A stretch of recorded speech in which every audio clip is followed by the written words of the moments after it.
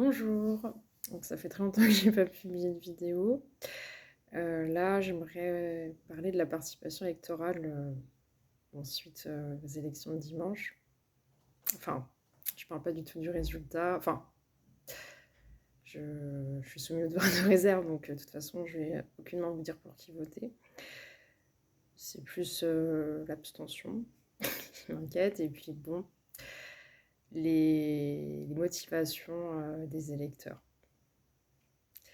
Parce que rationnellement, la participation électorale est guidée par la recherche du bien commun, de l'intérêt général. Il n'est pas inné, il nécessite de réunir plusieurs facteurs. Donc ce n'est pas tant une question d'égoïsme, mais plutôt de vision. L'entre-soi ne rassemble pas plus que la misère. Vivre constamment dans l'urgence, la précarité, ne permet pas de considérer le bien commun. Faute de temps pour y penser, et la peur du déclassement qui rôde en raison d'une très grande fragilité sociale pousse pour ceux qui votent à déconsidérer cet intérêt général, à ne penser qu'à leur intérêt individuel et à voter émotionnellement. Et là, on n'est plus du tout dans la recherche du bien commun. Être exclu de la société, c'est également être exclu du bien commun, car il existe difficilement dehors. Enfin voilà, c'est sûr que quand on n'a pas son toit, quand on est, oui, enfin, quand on n'a pas de revenus, pas de famille, pas de proches, pas de logement, on peut difficilement penser à l'intérêt général, dont on ne bénéficie pas ou trop peu. Et il y a une autre catégorie, bon, eux, ils ont tendance à voter, beaucoup, mais pas pour le bien commun, eux aussi. Quand légitimer sa richesse, quand on en détient une, et donc son existence, parce qu'évidemment, ils ne peuvent pas ne pas être riches. Donc c'est la tactique, c'est de dissocier les causes des conséquences. Donc c'est les partis pris qu'on peut enfin, que je ne prendrai pas. Mais que certaines personnes prennent pour, oui, légitimer le fait qu'elles aient de l'argent. Le travail, c'est de l'argent. On ne peut pas aider toute la misère du monde. En parlant de l'immigration qui, au passage, rapporte plus qu'elle ne coûte. Mais bon. Ou encore, les pauvres ne savent pas gérer leur argent. Ouais. C'est dissocier les causes des conséquences parce qu'on part d'une conséquence. Les pauvres ne savent pas gérer leur argent, apparemment, parce qu'ils nous en manquent tout le temps, mais sans se demander, sans chercher les causes en fait, sans se demander si de base ils ont assez d'argent, si leurs conditions d'existence permettent de gérer l'argent, d'économiser, de se projeter vers l'avenir, d'investir. Parce que quelqu'un qui hospite toute sa vie, il n'a pas grand intérêt à devenir propriétaire.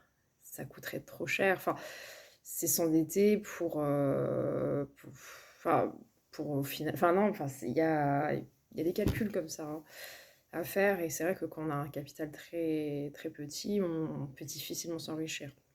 On peut difficilement se créer un patrimoine, et ça, c'est les économistes qui vous le disent, c'est pas moi. Donc voilà, c'est des mathématiques, je dirais même. On ne part pas tous avec le même patrimoine de naissance. Il y a de grandes inégalités des patrimoines, et ça, c'est pas une question d'être riche ou pauvre. C'est sûr que si on a beaucoup d'argent, on pourra plus facilement le gérer, on pourra plus facilement prendre des risques financiers, on pourra... Donc c'est ignorer les causes. Et déconsidérer l'intérêt général pour ne pas mettre en péril leur place dans la société. Parce que quand on a beaucoup plus d'argent que la moyenne, forcément, on ne peut pas considérer l'intérêt général. Parce que ça représenterait le fait de revoir toute son existence, sa place dans la société. Quelqu'un qui est rentier, Bah, s'il pense à l'intérêt général, là, il ouais, enfin, il faudra qu'il soit très créatif, hein. C'est la majorité des gens sont pas très créatifs et la participation électorale, devient irrationnelle. Donc là, c'est quand je parlais des personnes précaires. Mais je peux aussi c'est aussi le cas des personnes très riches, hein, qui ne enfin, qui ne recherchent pas le bien commun, qui expriment des émotions ou des désirs. Donc les émotions, ça peut être la peur, du déclassement, social, qui est réelle, hein, chez les personnes qui sont précaires, parce qu'elles sont insérées très difficilement dans la société.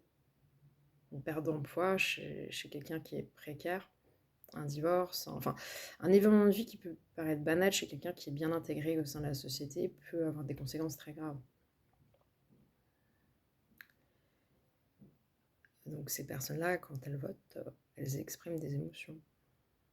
Et là, on n'est plus du tout dans le rationnel, ni dans la recherche d'intérêt général. Donc voilà, je ne vais pas vous dire pour qui voter, mais pensez-y. On a quand même plus à gagner à former une société unie, et même si, bon, il faudrait peut-être la reconstruire, hein. Il y a de gros problèmes de cohésion sociale en France, hein, j'en suis parfaitement consciente. Il y a des choix politiques qui ont beaucoup atteint cette cohésion sociale. Mais justement, bah, par le vote et puis par une participation citoyenne, hein, qu'elle soit politique ou non, on peut reconstruire cette cohésion sociale. Et on a tout intérêt. Voilà. Donc il me semble que ça sera le 30 juin, le 7 juillet.